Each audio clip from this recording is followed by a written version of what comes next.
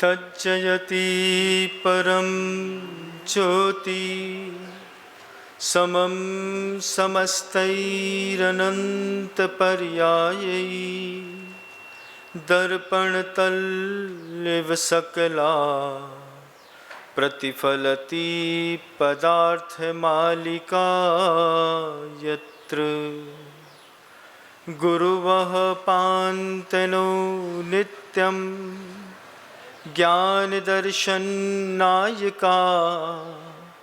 चारित्रार्णव गंभीरा मोक्षमार्गोपदेशका।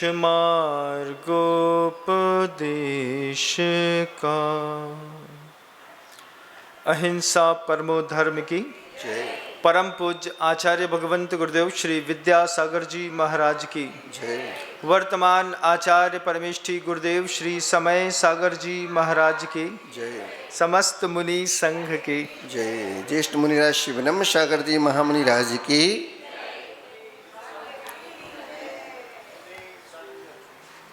लब्धियों का प्रकरण निरंतर आप सबके सामने चल रहा है। क्षयोपशम लब्धि, क्षयोपशम लब्धि के बाद विशुद्धि लब्धि, देशना लब्धि, और इन तीन लब्धियों को प्राप्त करके जब कर्मों की स्थिति अंतः कोड़ा कोड़ी प्रमाण हो जाती है और उनकी अनुभाग शक्ति का द्विस्थानी उदय होता है, उसको कहते हैं प्रायोग्य लब्धि। अब प्रायोग्य लब्धि के बाद सम्यक दर्शन को प्राप्त करने के लिए एक और लब्धि की आवश्यकता होती है, जिसका नाम है करण लब्धि। महाराज, ये करण लब्धि क्या है? करण लब्धि का अर्थ जीव को ऐसे परिणामों की प्राप्ति करनी पड़ती है जिन परिणामों के माध्यम से आत्मा का वह जो सम्यक्त का विरोधी उन सभी कर्मों का आत्मा को उपशमन करना पड़ता है। सम्यक्त का विरोध करने वाले जितने भी कर्म हैं, उन सारे के सारे कर्मों के उपशमन करने के लिए जो पुरुषार्थ किया जाता है, उस पुरुषार्थ को करण लब्धि कहते हैं। अब संयम का विरोधी क्या होगा? असंयम होगा। चार संज्ञाएं हैं, लेश्याएं हैं, इंद्रियों का असंयम है, मिथ्यात्व है, सम्यक का विरोधी है ना। इन सब का उपशमन करने के लिए कुछ आत्मा ऐसा पुरुषार्थ करती है जिसके माध्यम से उसको करण लब्धि कहते हैं। करण शब्द के कई अर्थ होते हैं। करण का मतलब इंद्री भी होता है, करण का मतलब क्रिया भी होती है, करण का मतलब गणित में भी एक करण होता है, वो करण भी होता है। करण का मतलब परिणाम भी होता है और करण का मतलब साधन भी होता है। तो इंद्री हो गए, साधन हो गए, गणित हो गए, परिणाम हो गए और क्रिया।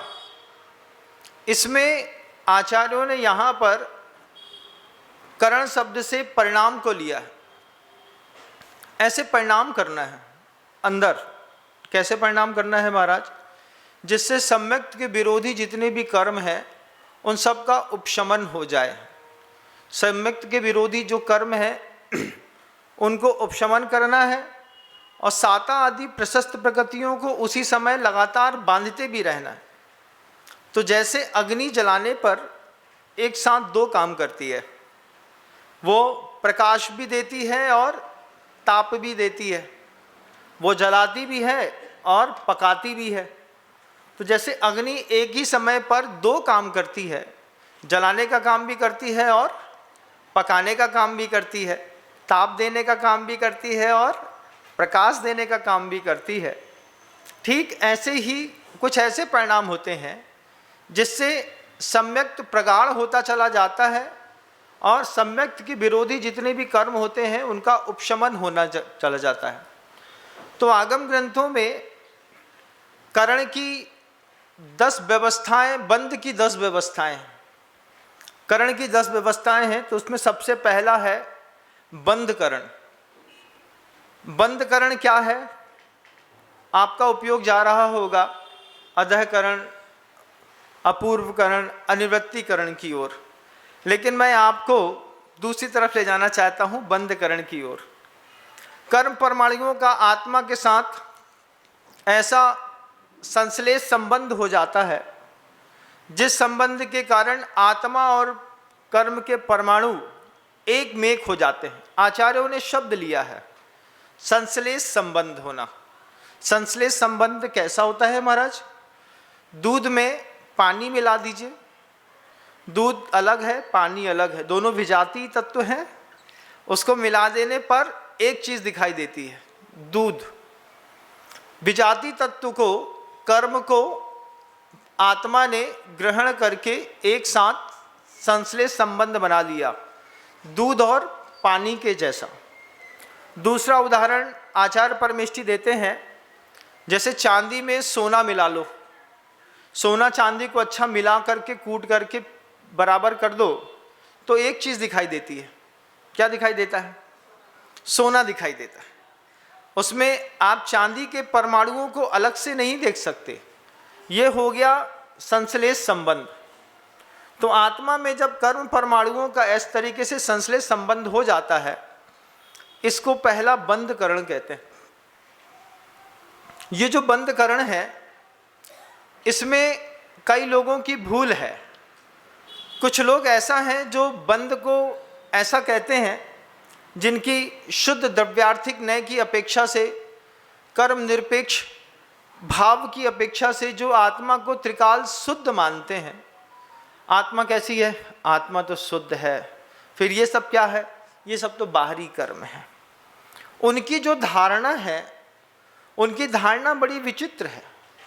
आचार्यों ने कहा है कि कर्म का आत्मा के साथ संश्लेष संबंध है, और उनका कहना है कि गैया के गले में जैसे रस्सी बंधी रहती है, ऐसे ही आदमी की आत्मा के साथ जो है वो कर्म बंधे हैं। अब गले में रस्सी बंधी होने के कारण गैया एक स्थान पर बंधी है, ऐसा समझाते हैं, लेकिन गैया अलग है, रस्सी अलग है। गैया गैया में है, रस्सी रस्सी में है, ऐसा कुछ लोग समझते हैं। और लगातार कुछ लोग ऐसा समझाते भी हैं। जब 100 बार एक झूठ बोला जाए तो वो झूठ सच सा लगने लगता है, बार बार बोला जाए तो सच लगने लगता है। और अगर अच्छी गद्दी पर बैठ कर के झूठ को 100 बार बोला जाए तो भी वह झूठ ऐसा लगता है नहीं कुछ तो दम होगी, तब तो ऐसा बोल रहे हैं। लेकिन ऐसा है नहीं। गाय के गले में जैसे रस्सी बंधी है तो गाय अलग है, रस्सी अलग है। अब कोई पूछा बताओ कौन किससे बंधा है, रस्सी गाय से बंधी है कि गाय रस्सी से बंधी है? तब ऐसे घुमावदार प्रश्न आते हैं, आदमी बोलता है आप ही बता दो। बोले कुछ नहीं है, गाय गाय में है, रस्सी रस्सी में है, एक दूसरे से बंधे हैं, दोनों अलग अलग भी हैं और दोनों बंधे हुए भी हैं। जब कोई आपको इस तरीके से समझाता है तो ये एक ऐसी तत्व को समझने की भूल होती है कि आचार्य कहते हैं कि अगर 7 तत्व में एक तत्व को भी गलत समझ लिया तो 7 के 7 तत्वों में गलतियां होती चली जाती हैं। आचार्यों ने स्पष्ट संकेत दिए हैं कि आत्मा का कर्मों के साथ संश्लेष संबंध होता है, दूध पानी के जैसे, सोने में चांदी मिला दिया इसके जैसे। लेकिन समझाने वाले जब इस तरीके से समझाते हैं कि जैसे गाय के गले में रस्सी बंधी है, ऐसे तुम शुद्ध द्रव्य हो और तुम में यह कर्मों की रस्सी बंधी है, ऐसा सोचने पर व्यक्ति की विचारधारा अलग हो जाती है। और जिसके ऐसी विचारधारा बनती है, फिर वह कर्म को नष्ट करने की प्रक्रियाओं से नहीं गुजरता। उनके यहाँ कर्म को नष्ट करने की जो प्रक्रियाएं हैं, उन प्रक्रियाओं से गुजरे बिना वो सिर्फ आत्मध्यान के लिए आंख बंद करके बैठ गए, अरस्म रूपम गंधम अवत्तम चेतना गुणम असद्धम, ऐसा उनके मुख से गाथा निकलने लगी। मैं कैसा हूँ? अरूपी हूँ, अरस हूँ, शुद्ध हूँ, बुद्ध हूँ, शुद्ध चैतन्य हूँ। क्यों? क्योंकि आपको ऐसा समझाया गया है कि गाय के गले में रस्सी बंधी हुई है, तो रस्सी बंधी हुई गाय अपने आप को स्वतंत्र समझने की कोशिश करती है, प्रक्रिया से नहीं गुजरती, जिंदगी भर बंधी रहेगी। और एक बार दूध और पानी जैसा संश्लेष संबंध पता चल जाए तो उसके बाद आचार्यों ने कहा है, जह कणय मग्गितव्यम पि कणय सहावम न परिच्छेदी तह कम्मोदय तबिदो नाणी न जहदी नाणित्तम। जैसे अग्नि में सोना गर्म करने के बाद सोना कभी अपने पीत गुण को नहीं छोड़ता, फिर क्या करता है, तो आचार्य ने उसका कहा है, झाड़म हवई यज्ञी तव रणम भत्तली समक खादो जीवो हवई लोहम धमि दब्बो परम जोगी हिम। परम योग के माध्यम से आचार्य कहते हैं, ध्यान रूपी अग्नि जला करके बर्तन को पहले तव रणम भत्तली समक खादो, इस शरीर रूपी बर्तन को गर्म करना पड़ता है। जब शरीर रूपी बर्तन को गर्म करना पड़ता है तो गर्म कैसे करते हैं, अनशन से गर्म होता है, और चीज़ों से तो दिमाग गर्म होता है, लेकिन उससे बंध छूटता नहीं, बंध होता है। लेकिन यहाँ पर करण की व्यवस्था में सबसे पहला ऐसा बंध जिस बंध से सम्यक्त के विरोधी कर्मों का उपशमन हो और सम्यक्त का बढ़ना हो, इसके लिए आचार्यों ने अनशन, अवमोदर, वृत्ति परिसंख्यान, रस परित्याग, विविक्त संयासन, काय क्लेश, ये बाहरी तप दिए जिससे बर्तन गर्म होता है। क्या गर्म होता है? बर्तन। और बर्तन के अंदर नर्तन करने वाली वह जो आत्मा है वो कैसे गर्म होती है, तो बर्तन के अंदर नर्तन करने वाला वह जो आत्मा है उसके लिए प्रायश्चित, विनय, वैयावृत्ति, स्वाध्याय, कायोत्सर्ग और व्युत्सर्ग और ध्यान, इसके माध्यम से उसके परिणाम सुधरते हैं। अब जिसके दिमाग में ये चीज भरी हुई है कि गाय रस्सी अलग अलग है, वो अनशन का, अवमौदर्य का, वृत्ति परिसंख्यान का, रस परित्याग का, काय क्लेश का कभी सहारा नहीं लेते। कभी नहीं लिया होगा उन्होंने कभी सहारा, कभी नहीं सुना होगा कि वो कहें कि आज मेरा उपवास है। वो उपवास नहीं करते, शरीर को तपाने से कुछ नहीं होता, ऐसी एक धारणा बन जाती है, वो भी भूल है।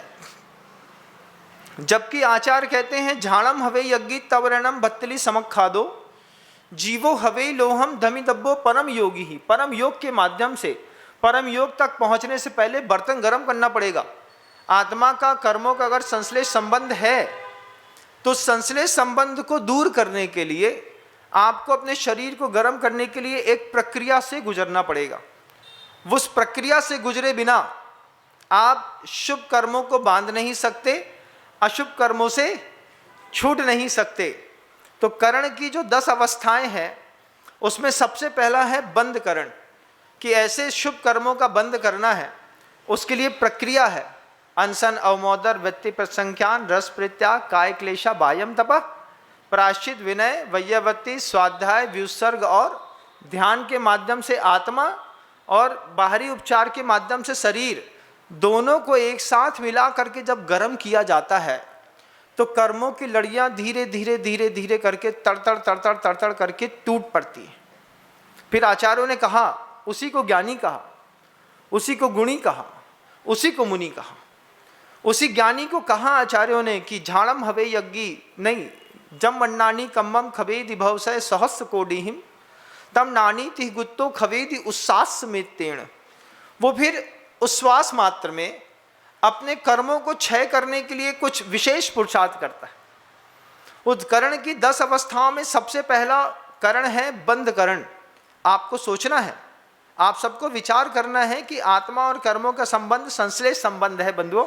किसी भी प्रकार से वह गले की रस्सी जैसा कर्म अलग है, आत्मा अलग है, ऐसा नहीं। इष्टोपदेश में जरूर लिखा है, जीवोन्य पुजगलश्चान्य इत्सव तत्व संग्रह, लेकिन उसका भी पात्र मुनि बन चुका है। उस पात्र को मुनि बनाने के बाद उन्होंने कहा है कि जीव अलग है और पुद्गल अलग है। इसको अगर चतुर्थ गुण स्थान में आप मान लेंगे तो इससे आगम की व्यवस्थाएं बदल जाएंगी। उनकी आदत में कर्म, कर्म सिद्धांत, सिद्धांत ग्रंथ से अलग हट करके वो सीधे अध्यात्म की ओर चले जाते हैं।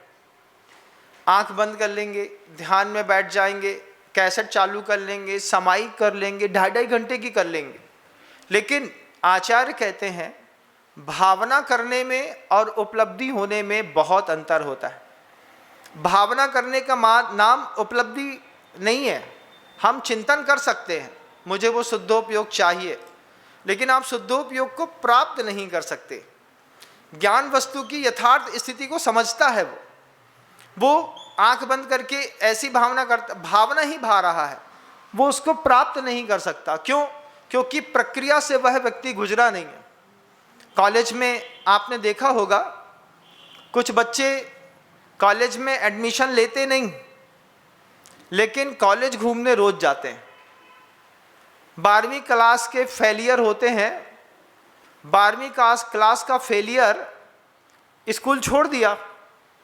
स्कूल छोड़ने के बाद अब लोगों को बताना नहीं चाहता है कि मैं 12वीं में फेल हो गया, तो क्या करता है, दुनिया के लड़के कॉलेज जाते हैं तो वो भी कॉलेज जाता है, 2 कोई भी किताबें शर्ट के अंदर डाल लेगा, कॉलेज चला जाएगा, बाहर पेड़ के नीचे बैठा रहेगा, दोस्त यारों से मिलेगा, सारे कमरों में घूमेगा, घूम फिर करके वापस चला आएगा।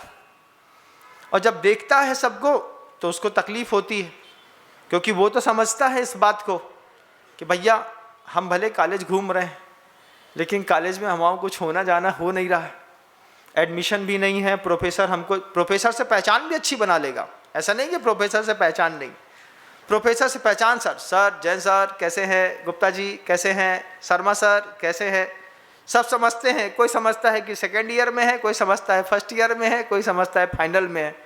उसका पूरा 1-1.5 घंटे वहाँ घूमेगा, घूम करके वापिस आ जाएगा, तो लोगों को भ्रम में रखता है। वो ऐसा होता है कि नहीं होता है, उसको भ्रम में रखता है कि मैं भी कॉलेज का स्टूडेंट हूँ। कॉलेज का स्टूडेंट नहीं हो, तुम 12वीं क्लास में फेल हो चुके हो, अब लोगों को बुद्धू बना रहे हो। ऐसे भी कई लोग होते हैं, वो बोलते हैं अरे उसकी ऐसी किरण दिखती है, ऐसी अनुभूति होती है। आप फेल हैं, फेलियर हैं, आपके हाथ में किताब जरूर है, लेकिन आप प्रक्रिया से गुजर नहीं रहे। आप अगर प्रक्रिया से विधिवत गुजरेंगे तो आपको एडमिशन भी मिलेगा, फाइनल की डिग्री भी मिलेगी, बाद में पोस्ट भी मिलेगी, और बाद में आपको वहीं पे काम करने का मौका भी मिलेगा। लेकिन अगर आप प्रक्रिया से गुजरेंगे ही नहीं तो कुछ मिलने वाला नहीं है।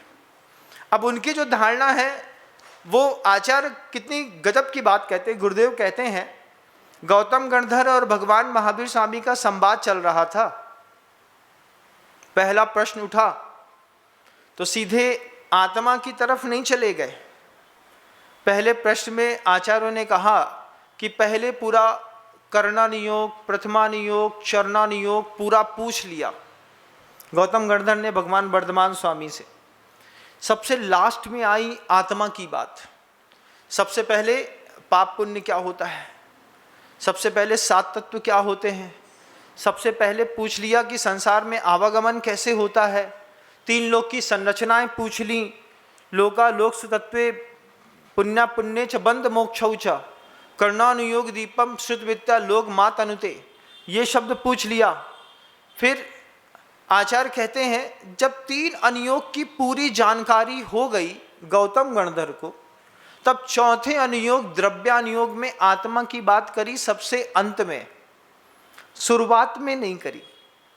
अंत में बात करने पर उनको उसका फल मिला। क्यों? प्रथमानुयोग से मैंने पाप पुण्य देख लिया है, लाभ हानि देख ली है, हर्ष विषाद देख लिया है, राग द्वेष देख लिया है, संक्लेश परिणाम देख लिए हैं, लेशाओं के परिणाम देख लिए हैं। प्रथमानुयोग में सब देख लिया। क्रोध करने वाली तुंकारी भी आ गई, लोभ करने वाला लुब्धक सेक की कथा भी आ गई, मायाचारी करने वाले रंचक दगा बहुत दुखदानी वो भी आ गए, नारद पर्वत सब आ गए। इससे दिमाग में सबसे पहले प्रथमानुयोग को पढ़ के कॉन्सेप्ट को क्लियर कर लिया उसने। चरणानुयोग पूछ लिया, चारित्र में कैसे प्रवृत्ति करी जाती है। कर्णानुयोग को पूछ लिया, यहाँ से मरने के बाद कहाँ कहाँ गमन हो सकता है, कहाँ कहाँ जा सकते हैं, कैसी कैसी योनि स्थान मिल सकते हैं। उसके बाद उसने आत्मा को पूछा, आत्मा क्या वस्तु है। फिर आचार्यों ने, गुरुदेव ने कहा अरश्म रूपम गंधम अवत्तम चेतना गुणमसद्धम जान अलिंग गहनम जीव मनिर्दिठ संथानम। फिर जब ये आत्मा की जानकारी हुई तो उस आत्मा को प्राप्त करने के लिए प्रक्रियाओं से गुजरते हुए शुभ कर्म का बंद करना, अशुभ कर्मों के उपशन करने की जो प्रक्रिया थी, उस प्रक्रिया में गुजरता है। वो व्रत लेता है, 2 प्रतिमा के व्रत लेता है, संयम को स्वीकार करता है, रात्रि भोजन का त्याग करता है, आहार दान देता है, मंदिर जाता है, पंचरण करता है, प्रतिष्ठा करता है। क्या है भैया? गृहस्थ हैं, प्रक्रिया में चल रहे हैं। रोज 20 रुपए का एक नारियल मंदिर में चढ़ाने का नियम ले लिया हो किसी ने, 2-4 दिन तो चढ़ा लेंगे, उसके बाद बजनी लगता है कि नहीं लगता है। लेकिन जिसको प्रक्रिया से छूटना हो वो रोज 20 रुपए के नारियल लेकर के आएगा, बोलेगा भैया 2 देना, एक भगवान को चढ़ाना है, एक महाराज को चढ़ाना है। अरे तुम 40 रुपया खर्चा कर रहे। बगल वाला क्या देखता है? जिसकी दुकान से नारियल खरीदते हैं वो आदमी सोचता है जो आदमी पहले 1 ले जाता तो अब 2 ले जा रहा है, ई के कछु हो चाहे नहीं हो, अपने तो 40 पक रहे हैं। वो ये सोचता है। और सामने वाला क्या है? गृहस्थ प्रक्रिया से गुजर रहा, प्रक्रिया से गुजर रहा है। मैं इतना अर्थ का उपार्जन करता हूँ, सुना है फल चढ़ाए बिना फल की प्राप्ति नहीं होती, और परोपकार की वेदियों में तो फल चढ़ा ही जाते हैं। तो वो वहाँ से फल लेकर के आता है, भगवान को चढ़ाता है, फल लेकर के आता है, मुनिराज को चढ़ाता है, खाली हाथ दर्शन नहीं करता, गृहस्थ है और उसका फल पाता है। फल चढ़ाएंगे नहीं तो मिलेगा कैसे? खाली मशीन में हाथ डालने से थोड़ी रस निकलता है, गन्ना डालना पड़ता है, फिर रस निकलता है, शक्कर निकलती है। इस प्रक्रिया के तहत में वह करण लब्धि को प्राप्त करने वाला वो जो जीव है, 4 लब्धियां तो सबको मिलेंगी बंधु। भव्य को भी भब्बा भव्येषु सामर्णम, आचार्यों ने ऐसा शब्द लिखा कि वे क्षयोपशम लब्धि, विशुद्धि लब्धि, देशना लब्धि, प्रायोग लब्धि, ये भव्य को भी है, अभव्य को भी है। लेकिन जो सिर्फ भव्य है, भव्य का नाम क्या है? निर्वाण पुरस्कृतो भव्य, जिसको निर्वाण नियम से मिलेगा उसको आचार्यों ने भव्य कहा। उसको ये 5वीं लब्धि मिलती है जिसका नाम करण लब्धि है। करण की 10 प्रक्रियाओं में पहला है बंद करण। बंद करण क्या है? कैसे कर्मों का बांधना, कर्मों का कैसे उपशमन करना, असाता आदि अप्रशस्त प्रकृतियों के अनुभाग को क्षय करना, साता आदि प्रशस्त कर्म प्रकृतियों के भाग को बांधने का नाम बंध है। वह भी बंध ऐसा नहीं है ऊपर ऊपर वाला, आत्मा के साथ उसका संश्लेष संबंध है, शुभ का और अशुभ का, दोनों का। अब वो शुभ और अशुभ का दोनों संश्लेष संबंध है तो वो कहते हैं महाराज शुभ तो पाप करने पुण्य करने से छूट जाएगा, पुण्य कैसे छूटेगा? उसकी प्रक्रिया होती है। शुभ बंध बंधे हैं 14वें गुण स्थान में, अपने आप उसकी विच्छुत्ति होकर के सिद्धत्व की पर्याय घटित होती है। फिर दूसरा करण है बंद करण के बाद सत्व करण। कोई चीज बांधी है, अब बांधी है तो कितनी देर तक सत्ता में रहेगी? अब मान लीजिए 100 समय का कोई बंद हुआ है तो उसमें एक बांधने का समय, एक समय उदय वाला, 2 समय छोड़ देंगे, बाकी समय का जो काल है कर्म की स्थिति का जो आत्मा के प्रदेशों के साथ बंधी हुई है, तो बंद और उदय के 2 समय को छोड़ करके बाकी समय उसका सत्व का काल रहता है। कितनी देर तक कोई चीज़ टिकेगी? जैसे आप हैं मनुष्य पर्याय में कितनी देर तक टिकेंगे? तो मनुष्य पर्याय बांधी 8 कर्मों की स्थितियों की बात है। 8 कर्मों में ज्ञानावर्णी, दर्शनावर्णी, वेदनी, मोहिनी, आयु, नाम, गोत्र, अंतराय, इसकी कर्मों की स्थितियों में अनुभाग, प्रदेश, प्रकृति और स्थिति, इन चारों की बंद की उपशमना या क्षय, साता प्रकृति का, असाता प्रकृति का। महाराज इतना गहरा बोल रहे हैं, सब ऊपर ऊपर से जा रहा है क्या? ऊपर ऊपर से जा रहा है क्या? जा रहा है क्या? नहीं जा रहा है ना? समझ में आ रहा है ना? बोलो हाँ, हाँ बोलो हाँ। नहीं भी समझ में आ रहा है तो बोलो हाँ। आचार्य जी ने एक बहुत अच्छी बात कही, सुनिएगा बंधुओं। गुरुवर कहते हैं क्षयोपशम कई प्रकार का होता है। सुनिएगा, गुरुजी कहते थे क्षयोपशम कई प्रकार का होता है। एक से क्षयोपशम होता है समझने वाला। समझने वाला क्षयोपशम क्या है? मास्टर ने पढ़ाया, आपको बात समझ में आ गई। कुछ का संयोगक्षम होता है समझाने वाला। आपको बात समझ में तो आ गई, अभी आपसे बोले यहां बैठ के समझाओ तो आप बोलोगे जे जे जे हमसे नहीं हो सके महाराज। समझ में आ रही? समझ में तो सब आ रही। आप बंध की बात कर रहे हो, सत्य की बात कर रहे हो, 5 लब्धियों की बात कर रहे हो, करण की बात कर रहे हो, देशना लब्धि की बात कर रहे हो, समझ में आपको सब आ रहा है। एक क्षयोपसम है समझने वाला, एक क्षयोपसम है समझाने वाला। क्षयोपसम कि वक्ता की अपनी एक शैली है, वो अपनी शैली से धीरे से अपनी बात रख करके आप तक शिफ्ट कर रहा है। तो दूसरा क्षयोपसम क्या है? समझाने वाला। एक और क्षयोपसम होता है याद करने वाला क्षयोपसम। कौन सा क्षयोपसम महाराज? याद करने वाला। कुछ लोगों को बात समझ में नहीं आती, कुछ लोग बात समझा भी नहीं सकते, लेकिन कुछ लोग रटंतु तोता होते हैं। क्या? मिट्ठू दूध रोटी चित्रकोटी पढ़ता रहेगा, जब राम राम राम राम राम कोई आएगा राम राम राम राम आइए आइए आइए आइए बोलता रहेगा। 3 क्षयोपसम है। कौन कौन से? समझने वाले, समझाने वाले और याद करने वाले। इन तीनों में से कौन सा क्षयोपसम सबसे बेहतरीन है आप बताइए? समझने वाला। समझने वाला क्षयोपसम बेहतरीन है। समझाने वाला? एक पे हाथ लगाइए, सब पे नहीं। लोग बड़े चतुरे हैं यहाँ पे। 300 लोग बैठे, 100 बोलते हैं समझने वाला, 100 बोलते हैं समझाने वाला, 100 बोलते हैं याद करने वाला।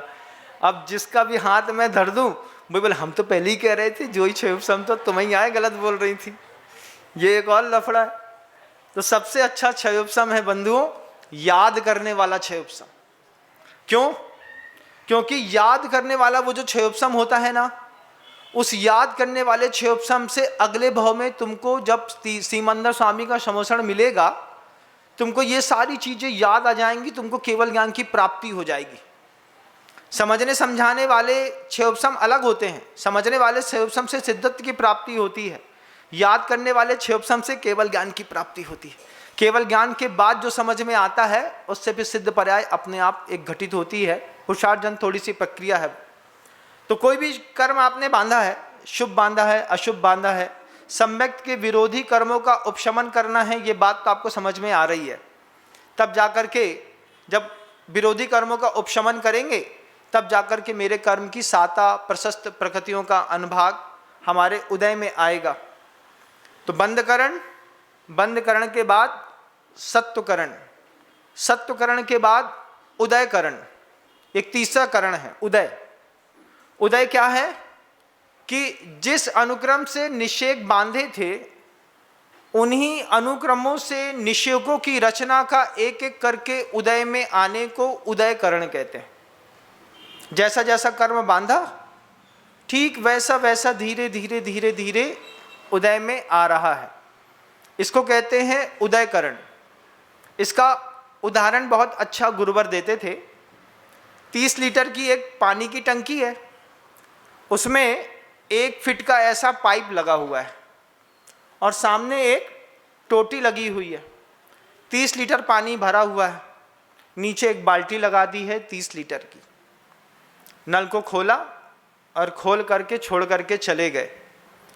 अब सत्ता में जितना द्रव्य पड़ा हुआ है, ये द्रव्य उस नाली से, जिसका नाम उदयावली है, सत्ता से हट गया, उदय में आया नहीं, एक नाली में फंसा है द्रव्य, उसको कहते हैं उदयावली। शब्द सीखिएगा, आज नहीं तो कल कभी काम आएंगे।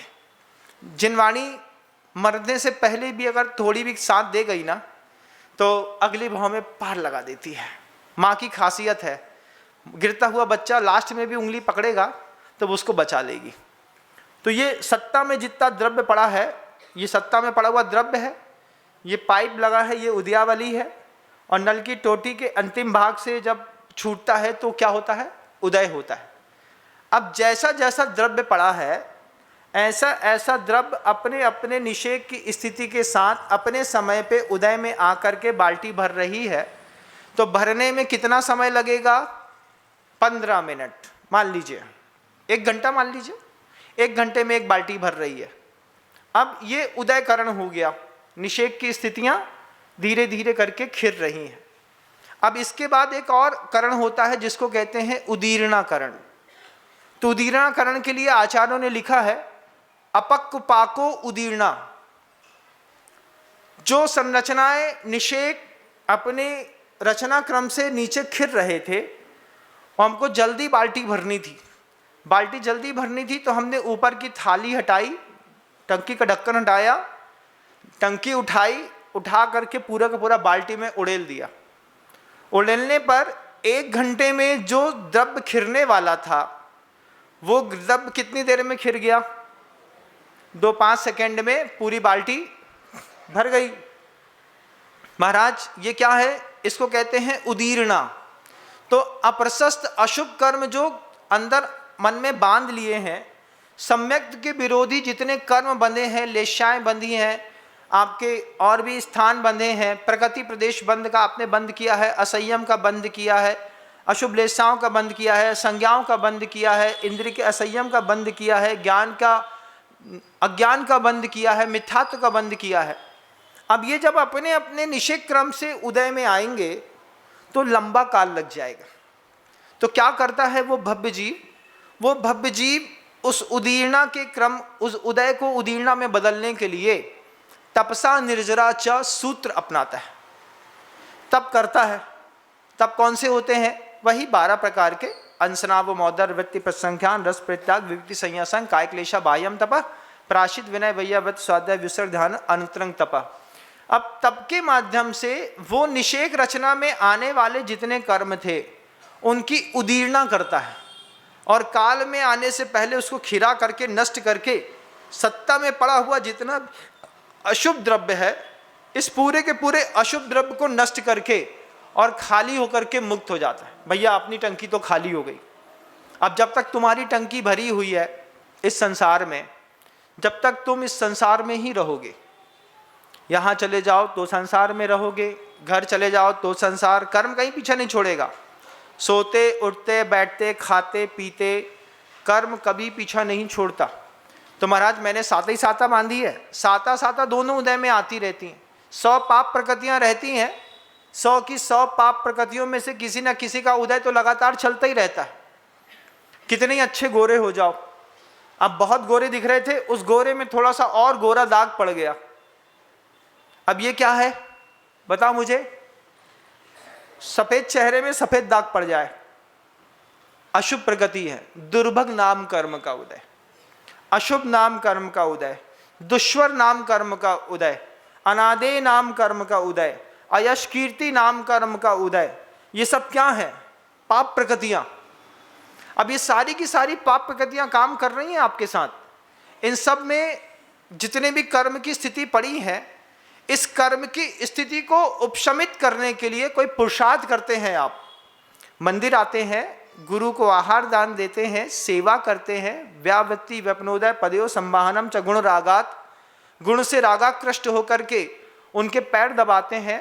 उनकी सेवा करने से भी लाभ मिलता है। ज्ञान की सेवा करने से लाभ मिलता है, सिर्फ इतना नहीं, ज्ञानी की सेवा करने से भी लाभ मिलता है। नानम नाणीय दंशनम दंशनीय विणो विणदाय बम्बचेर वासो बम्बचारिया गुत्तिचेव गुत्ति मंतोया मुत्तिचेव मुत्ति मंतोया। आचार्यों ने कहा है सिर्फ ज्ञान की सेवा मत करो, ज्ञान की सेवा के साथ साथ जो ज्ञानी है उसकी भी सेवा करो। सिर्फ गुप्ती की बात मत करो, जो गुप्तीधारी हैं उनकी भी सेवा करो, तब जाकर के तुमको उस चीज का लाभ मिलेगा। तो वो जो पाप प्रकृतियां हैं, उन पाप प्रकृतियों को उपशमित करने के लिए, उसकी उदय में सत्व की स्थिति को मिटाने के लिए, शुभ बंध को बांधने के लिए, उदय में लाने के लिए, उदीर्णा कराने के लिए क्या करते हैं? उदीर्णा कराने के लिए तपसा निर्जराच, एक तप का साथ लेते हैं। माँ बहनें रहती हैं ना, अष्टमी चतुर्दशी को उपवास कर लेती हैं, एकासन कर लेती हैं, हरि का त्याग कर लेती हैं। ये साधना काम आती है कालांतर में। और जो वो लोग रहते हैं जो सिर्फ जिनको आत्मा दिखती है, वो क्या बोलते हैं? उनके घर में कोई उपवास करे थे, अपने घर में खाने को नहीं है, तेरी मम्मी उपवास कर रही है, ऐसा बोल देते हैं।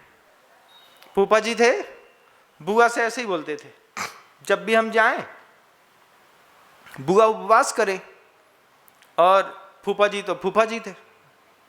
तो फूफा जी बुआ को जब भी बुआ का 14 आए मैं वहाँ पे रहूँ, हैं देख रहा है अपने घर में खाने को नहीं है, तेरी बुआ उपवास कर रही है, इतनी गर्मी में भूखी मरेगी।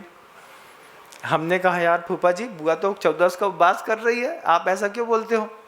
बोलते हैं अपने घर में खाने को नहीं है कि इसके उपवास करने से कुछ होने वाला है क्या? तपसा निर्जराचा सूत्र के ऊपर विश्वास नहीं है। तो घर के अंदर कोई संयम इत्यादि ग्रहण करता है, व्रत ग्रहण करता है ना, तो उससे बोलते हैं अभी कुछ नहीं हो सकता भैया, ये सब पंचम काल है, तुम कहाँ लगे, कुछ नहीं होता। ऐसी बात करके आदमी को मिसगाइड कर देते हैं। 100 बार झूठ बोलते हैं तो झूठ सच लगने लगता है। फिर आदमी की धारणा ऐसी बन जाती है, आप लोग की भी धारणा ऐसी ही ना, पंचम काल में मोक्ष तो है नहीं महाराज, का मतलब इतनी तपस्या करने से, चतुर्थ काल मिलेगा तब करेंगे। चतुर्थ काल तुमको न मिलेगा, तुमको छठवां काल मिलेगा, क्या समझे? चौथा काल हमको मिलेगा। तुम ब्रह्म में नहीं रहना कि तुम चतुर्थ काल में पैदा होगे, तुम यहाँ से मर करके तिर्यंश नरक गति में जाओगे, वहां पर संख्यात वर्ष की आयु भोगोगे, उसके बाद तुम पता नहीं कहाँ गिरोगे। ऊपर गिरने के लिए आदमी कहते हैं कि व्रत संयम चाहिए, निशील व्रतत्वम च सर्वेशाम। आचार्यों ने सूत्र है कि जिसके पास सील नहीं है, जिसके पास व्रत नहीं है, वो 4 गतियों में से किसी भी गति में गिर सकता है। और अगर क्षुद्र गतियों में गिर गया तुम्हारा यहाँ से चौथा काल, तुम भूल के मत रही हो। नरक में चले गए तो क्या है बताओ, 10,000 वर्ष की जगन्नायु, उत्कृष्टतम कितनी, 33 सागर की। बांध ली तुमने, मान लो 2, 5, 7 सागर की, तो गए तुम्हारे सारे तो चतुर्थ काल पंचम काल सब गायब। 21-21,000 साल में गायब।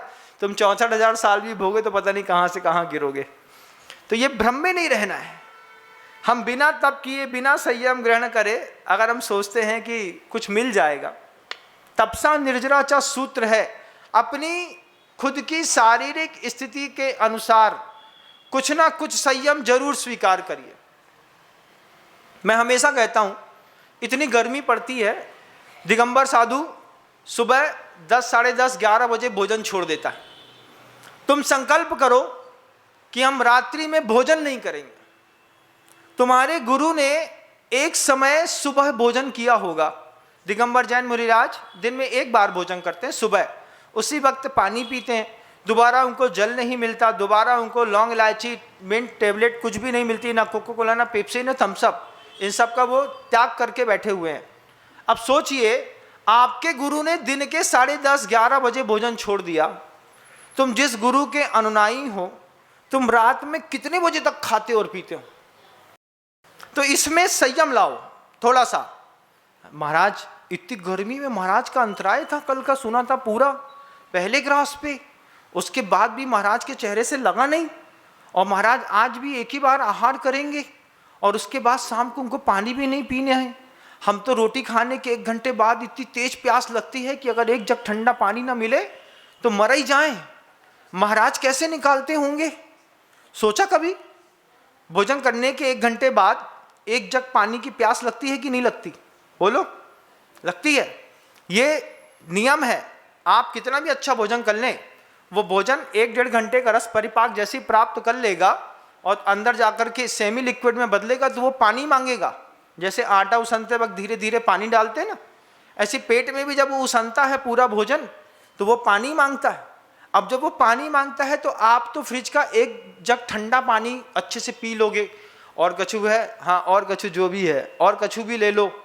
कभी सोचो, मुनिराज आहार करके आए हैं, 12-1 बजे 1:30 बजे वो बैठे हैं, उनका गला सूख रहा होगा, तो वो उस वेदना को कैसे शांत कर रहे होंगे।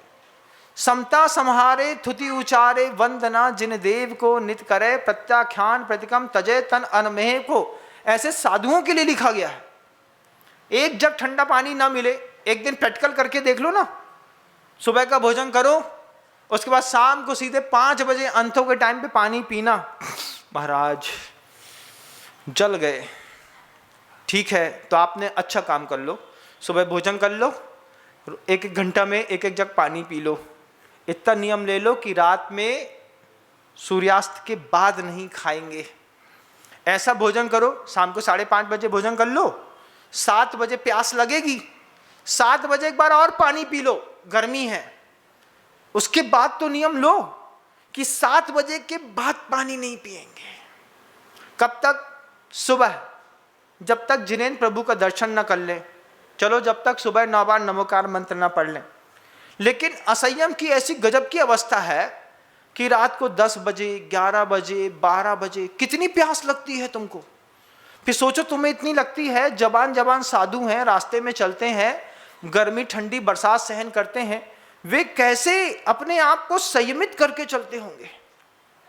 तब जाकर के साधु परमेष्टि के प्रति बहुमान भाव आता है। आहार दान देते समय एक एक ग्रास में माँ बहनें सोचती हैं, धन्य है ये अन्न को खा करके 24 घंटे चला लेंगे। हमसे पूछो महाराज, खाने से पहले पोहा ले लिया, ठंडा ले लिया, 1 कप चाय पी ली, अब देंगे, इसके बाद फिर लेंगे, फिर लेंगे और फिर लेंगे। कितना लेंगे? जब तक सो न जाए तब तक लेते रहेंगे। उठेंगे तो क्या करेंगे? फिर लेंगे। इंदौर में था मैं अभी कुछ दिन पहले, तो वहां का रूल है, किसी से पूछो कहां से आए? खा के आए। कहां जा रहे? खाबे जा रहे। रूल है। अब ऐसी स्थिति में आप सोचिए कि एक दिगंबर साधु कैसे निर्वाह करता है। फिर वो आपके गुरु हैं, तो फिर आप इतना संकल्प तो कर सकते हैं ना कि जब महाराज सुबह 10 बजे छोड़ सकते हैं, तो मैं शाम को 6:30 पौने 7 पे तो चारों प्रकार के आहार का त्याग कर सकता हूं। प्रयास करके देखता हूं। आज 14 है, चलो 14 के अष्टमी के दिन का नियम ले लेता हूं कि 8-14 4 प्रकार के आहार का त्याग मैं शाम को कर लूंगा। तो इस संयम से थोड़ा सा बंधने के कारण आपकी कर्म की अनुभाग स्थितियों में, प्रकृतियों में, प्रदेश में, इसमें फर्क पड़ना शुरू होगा। प्रकृति, प्रदेश और स्थिति तो समझ में आती ही नहीं, सिर्फ अनुभाग स्थान ही समझ में आता है किसी भी चीज का। तो करण की जो 10 व्यवस्था है उसमें बंध करण, सत्वकरण, उदयकरण, उदीर्णाकरण। ये उदीर्णा कराने के बाद क्या है महाराज? इसके बाद उत्कर्षण करण होता है। एक कर्म की स्थितियों को घटाने और बढ़ाने की भी एक कला होती है। किसी चीज को घटाना हो, पाप प्रकृति, असात आदि जो पाप प्रकृति हैं, उसके अनुभाग स्थान को घटाने की एक कला है जिसको कहते हैं अपकर्षण। और पुण्य आदि प्रशस्त प्रकृतियों को बढ़ाने की एक कला होती है, उसको कहते हैं उत्कर्षण करण। तो उत्कर्षण करण भी है, कुछ ऐसा पुण्य बांधेंगे कि हमारा पुण्य से पुण्य, पुण्य से पुण्य उदय में आता रहेगा। और पाप प्रकृतियों को इतनी नष्ट कर देंगे कि सत्ता में द्रव्य पड़ा होने के बावजूद दिखाई भी नहीं दे कि ये पापी भी है। उत्कर्षण, अपकर्षण 2 करण हो गए। इसके बाद एक और करण होता है जिसका नाम है संक्रमण करण। क्या नाम है? संक्रमण करण। ये सब पूछूंगा मैं तुम लोगों से, 10 करण बताऊंगा तो 10 करण पूछूंगा भी। अब वो संक्रमण करण क्या है महाराज?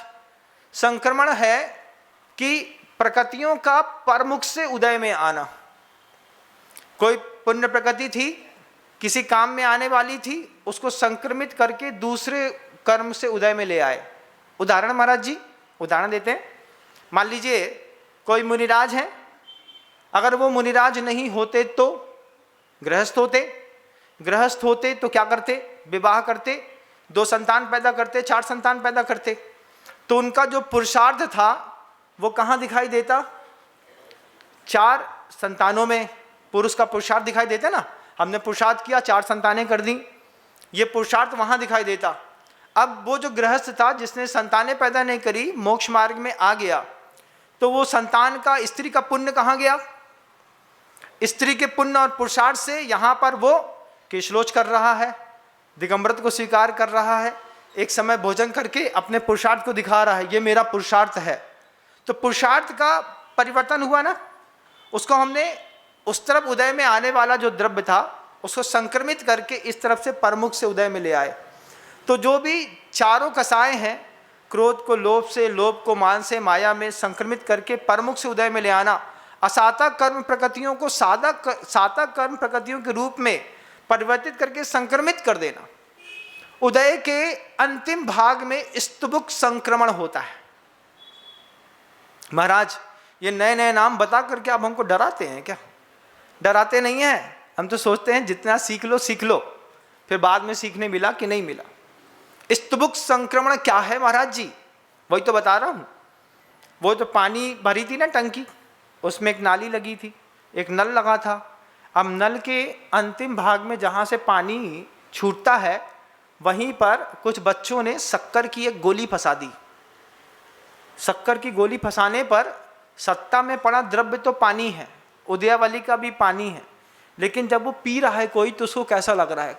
मीठा लग रहा है कि नहीं? ये क्या है? अंतिम समय में उसकी प्रकृति बदली। इसको कहते हैं संक्रमणकरण, ये स्तुभुक संक्रमणकरण। तो ये संक्रमणकरण की भी प्रक्रिया अपनानी पड़ती है। जिंदगी भर सत्ता में अशुद्ध द्रव्य पड़ा था, आज समझ में आ गई महाराज, अब इसको हम संक्रमित करके अपनी जितनी बांधी हुई पाप प्रकृतियां हैं इसको पुण्य के रूप में उदय में ला करके खड़ा कर देते हैं। महाराज अभी और समझा दें, थोड़ा सा और समझा देता हूं। उदाहरण इतने सुंदर हैं आचार्यों के, कुछ ना पीछे। पाप प्रकृतियां तो बांधी होंगी आप लोगों ने, अब पाप प्रकृतियों को संक्रमित करना है। संक्रमित कैसे करते हैं महाराज? तो आचार्यों ने बड़ा अच्छा उदाहरण दिया करेला का। करेला कैसा?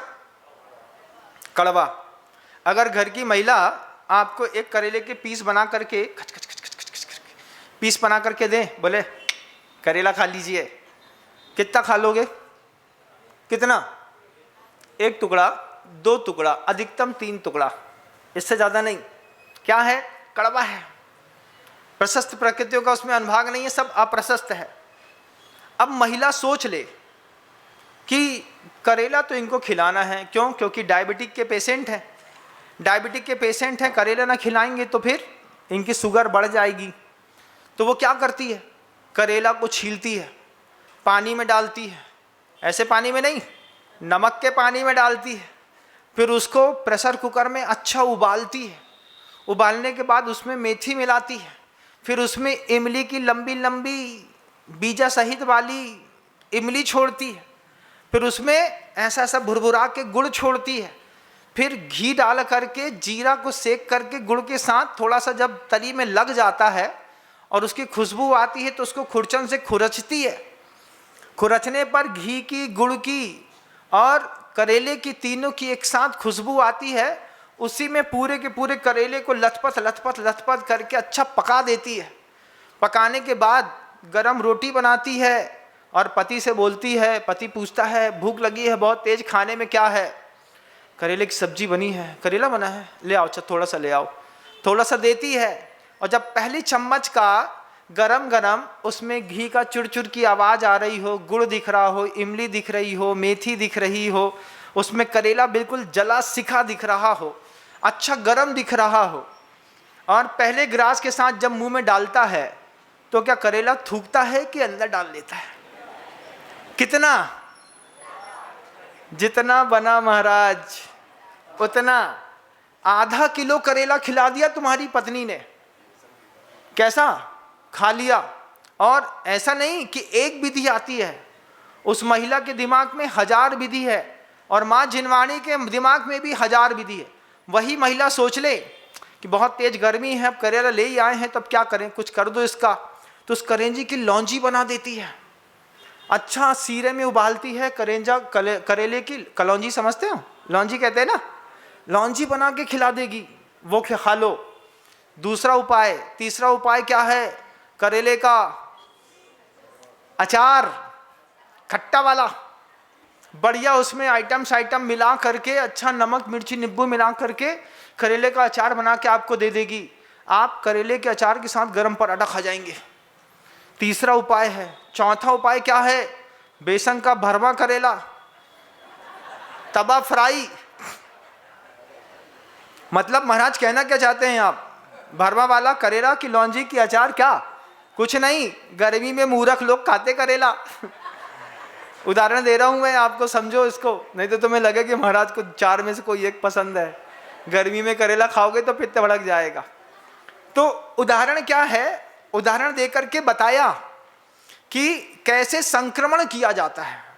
संक्रमण परमुख से संक्रमण उदय करके, कड़वी प्रकृति थी पूरी की पूरी, मूल में कड़वी है वो, लेकिन खाते वक्त आपको साता की उदीर्णा कराती है। इसको संक्रमण की व्यवस्था करते हैं। इस संक्रमण की व्यवस्था करके वो कमाल करता है, खेल करता है, और पूरी की पूरी पाप प्रकृति के अनुभाग को पुण्य रूप में भोग करके निकल जाता है। तो कौन कौन से करण हो गए? बंध करण, सत्व करण, उदय करण, उदीर्णा करण, उत्कर्षण करण, अपकर्षण करण, संक्रमण करण। उसके बाद क्या है?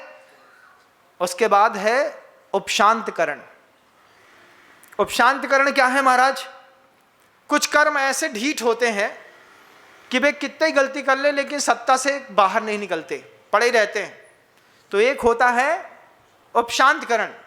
जैसे कुछ लड़का होते हैं ना मट्ठर, 1000 गलती कर लें और पापा बोले चलो इतने से अंदर जाओ, हम बैठे हैं तो इतना ही चाहे कछू हो जाए, चाहे बाप बोले चाहे मताई, बैठे तो हम इतना ही।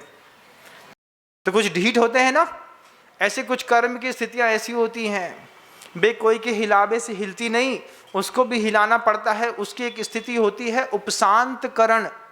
उपशांत करण के बाद 2 करण और होते हैं बंधु, निधत्तीकरण और निकाचितकरण। निधत्तीकरण कैसा है कि निधत्तीकरण में उत्कर्षण और अपकर्षण ये 2 चीजें होती हैं कि नहीं होती? बताओ। उदीर्णा नहीं होती निधत्तीकरण की, उसमें उत्कर्षण और अपकर्षण तो हो जाता है। निधत्ती में क्या हो जाता है?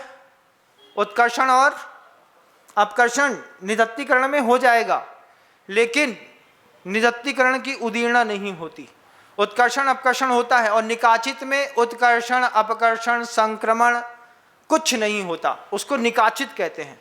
तो जो निधत्ती कर्म बांधे हैं, इन निधत्ती कर्म बांधे हुए कर्म के उत्कर्षण और अपकर्षण के लिए तीर्थ वंदना, देव पूजा आचार्यों ने उपाय बताया।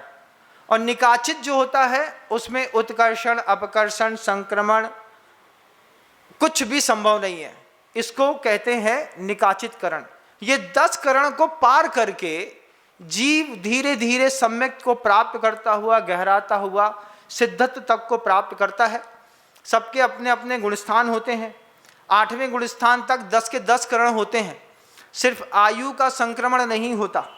फिर 9वें गुणस्थान की व्यवस्था अलग है, 12वें की 11वें की अलग है, 13वीं की अलग है, और 14वें में सत्व और उदय का नाश करके, सत्व उदय 14वें गुणस्थान में रहता है, तो जितना भी सत्व रहता है वह उदय से उदित होकर के फिर अंत में सिद्धत्व की पर्याय को वो जीव प्राप्त करके अनंत काल के लिए लब्धियों का सहारा लेकर के सिद्धत्व को प्राप्त करता है। कितनी सारी चीज़ें होती हैं एक सम्यक दर्शन को प्राप्त करने में, सम्यक दर्शन के बाद सम्यक दर्शन की वृद्धि करने में, उसकी स्थिति बनाने में, उसके फल की प्राप्ति कराने में। इन सब चीज़ों में कितना कुछ सीखना और समझना पड़ता है। हम सोचते हैं सब चीज़ सामान्य है, मंदिर गए, जय जयनाथ परम गुरुदेव कहा, चले आए, हम धर्मात्मा हो गए। सिर्फ इतने को धर्मात्मा न समझो, अभी बहुत मेहनत बाकी है संसार से निकलने के लिए। ये पर्याय अंतिम पर्याय नहीं है, ये छूटेगी तो आंख बंद करके भगवान के सामने बैठ करके पूछना, छूटेगी तो क्या मिलेगी। अंतरात्मा से कुछ आवाज आएगी, तुमने ऐसा कुछ नहीं किया है कि तुमको देव बनोगे, तुमने ऐसा कुछ नहीं किया है तुम तिर्यंश बनो, मनुष्य बनने लायक भी कुछ नहीं किया है, क्या किया है महाराज। तो 24 मिनट तक घर के बाहर निकल के, छत में रह करके या फिर मंदिर में आकर के अपने आप को टटोलो, मैं अगली पर्याय में कहाँ कहाँ जाऊंगा। ना समझ में आए तो आचार्यों की संगति में आकर के पूछो कि मनुष्य आयु के बंध के कारण क्या है, तिर्यंश आयु कैसे बनती है, माया तैरज्ञोनस्य अल्पारंभ परिग्रहतम मानुषस्य स्वभाव मार्दवम च निशील तत्तम च सर्वेशाम बहवरम परिग्रहतम नारकश्य युषः। ये सब सूत्र हैं, इस सूत्र में खोजो, एक एक शब्द को जियो और पुरुषार्थ करो, तब जाकर के ये 5 की 5 लब्धियां आपके जीवन को श्रृंगारित कर पाएंगी। बंधुओं, हम सोचते हैं बस जितना पता है उतना ही पता रहे, लेकिन आचार्य कितनी अच्छी बात कहते हैं कि ज्ञान ही दुख का मूल है, ज्ञान ही भव का कूल, राग सहित प्रतिकूल है, राग रहित अनुकूल। तो इसमें क्या करो, चुन चुन इसमें उचित को, अनुचित मत कर भूल, सब धर्मों का सार है समता बिन सब धूल। आपकी समता एसी में बैठने वाली है, साधु की समता टप टप पसीना वाली है। रात में सोते हैं ना तो पसीना ऐसा टप करके ऐसे ऐसे से बहता रहता है। उसमें भी सरलता समता का परिणाम बना रहे। और आपकी 18 टेम्परेचर का एसी चलता है, घर की महिलाएं एसी बंद करके पंखा चालू कर दें तो इतने ही में दिमाग खराब होता है कि नहीं। अभी बहुत हल्के में लिया है धर्म को, थोड़ा वजनदार है, इसलिए इसको वृषभ धर्म कहते हैं। क्या इसका चिन्ह है? बड़े बड़े बैल को दिखा करके इसको धर्म को वृषभ शब्द से भी संबोधित किया गया आचार्यों ने। आप 5 लब्धियों को पिछले 5 दिनों में 6 दिनों में बड़ा धैर्य पूर्वक सुना है। अगर ना समझ में आए तो एक बार और सुनिएगा। जब कभी भी कोई भी बड़ा कागज प्रिंट होता है ना, तो जब बड़ा कागज प्रिंट होता है तो एक बार में प्रिंटिंग नहीं होती। पहली बार में काला रंग चढ़ता है, दूसरी बार में नीला चढ़ता है, और जब तीसरी बार में पीला रंग चढ़ता है तो अचानक पूरा चेहरा दिखाई देने लगता है। ऐसे ये उद्बोधन भी है। एक बार समझ में ना आए तो 2 बार, 2 बार समझ में ना आए तो 3 बार जरूर सुनिएगा। निश्चित रूप से आपको आपके हाथ में एक चिंतामणि जैसा रत्न दीपक मिलेगा, जिसके प्रकाश में आप स्वयं अपनी आगे की यात्रा कर पाएंगे। शब्दों को विराम देता हूँ। गुरुदेव श्री विद्यासागर जी महाराज।